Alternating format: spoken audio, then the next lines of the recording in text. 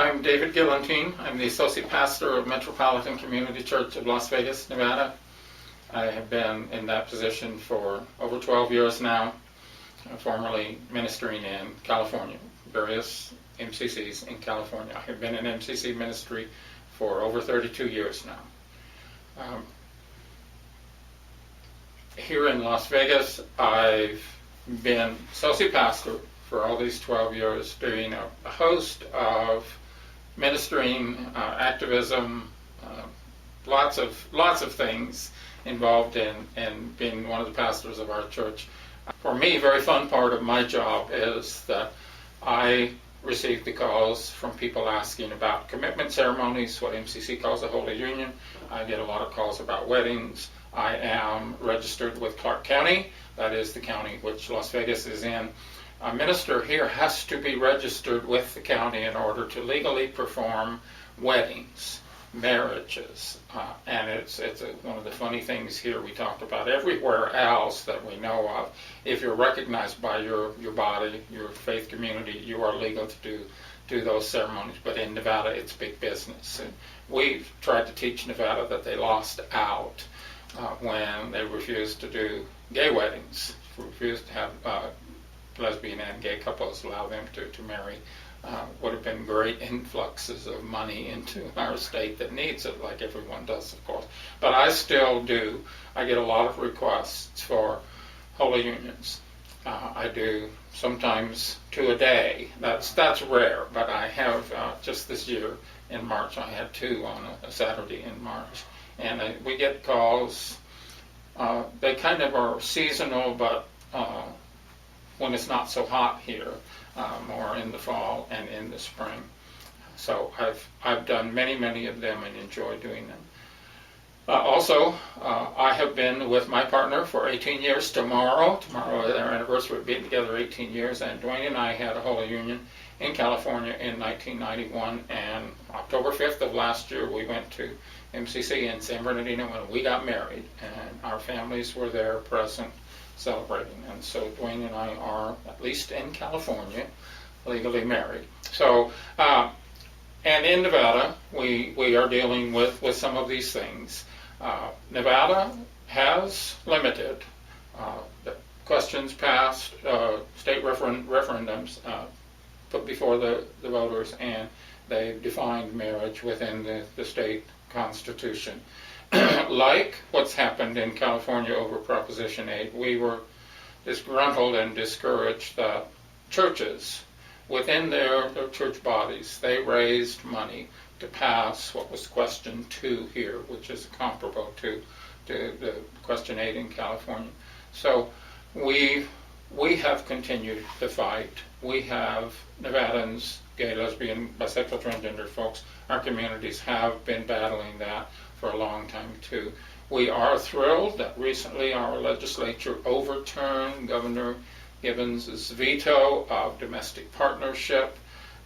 We're thrilled that has just gone through. That just happened this month, the override, and everything won't be ready until sometime in October. But many folks, like my partner, have already said, we're doing it. Whatever happens, we're doing that.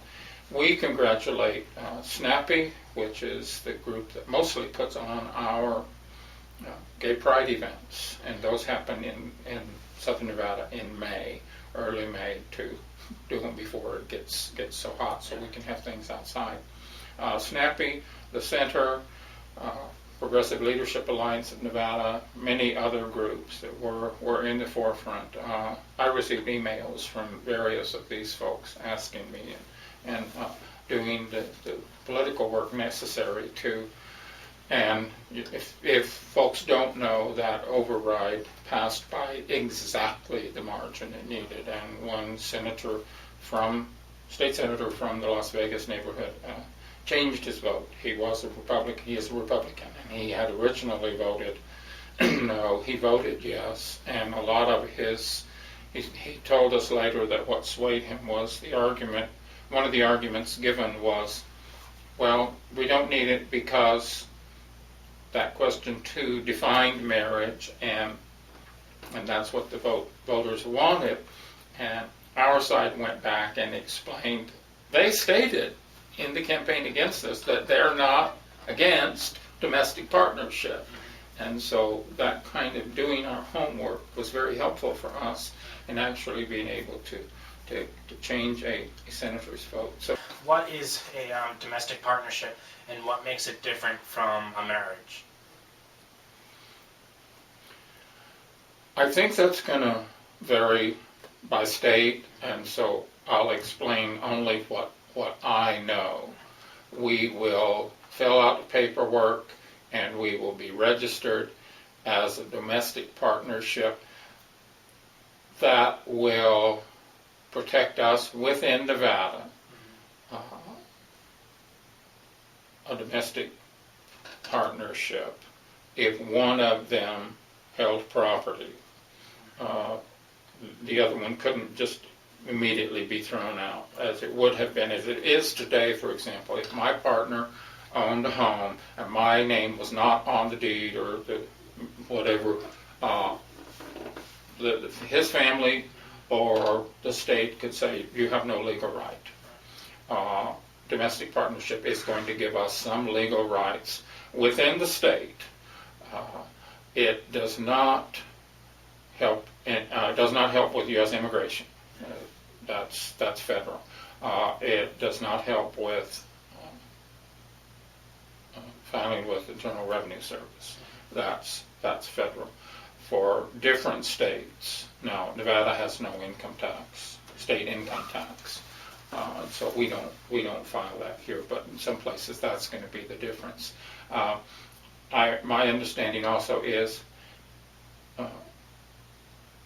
it's a rare problem anymore that a hospital would refuse a partner, a gay or lesbian partner, but we do hear that still happens. A domestic partnership registered, if one actually had the paperwork. He's my domestic partner. She's my domestic partner. Actually show the staff, nurses, doctors, whoever it was that deciding who's going to visit. I don't know also if domestic partnership, what kind of death situations, if they would be allowed to make decisions about unplugging equipment, turning things off once a person has passed, whether that gives them options to decide burial, cremation, other decision to be made upon death. But it's things of that sort that it does give us closer to actual marriage. I had friends in California, in an MCC there, who went through legally the process a number of years ago, and they spent thousands of dollars, and they said that there are something like 375, and I'm guessing it's the number, I don't remember the number, but hundreds of benefits that a heterosexual couple gets when they say, I do, and their marriage license is signed. That's hundreds of benefits that they get for that. And it takes a gay or lesbian couple thousands of dollars on legal fees, lots and lots of time, hours and hours, witness, notarized, things of that sort to receive those rights. So, like many folks, Nevadans are saying, we want our rights that have been promised to us by the Constitution of the United States. That's what we want. We want equality. We don't want more than, better than. We want equality. And that's what MCC has, as a denomination, as an international church, has been working on for many years, and that's what many of us do. At least part of our time is given trying to help that movement, equality for all God's children.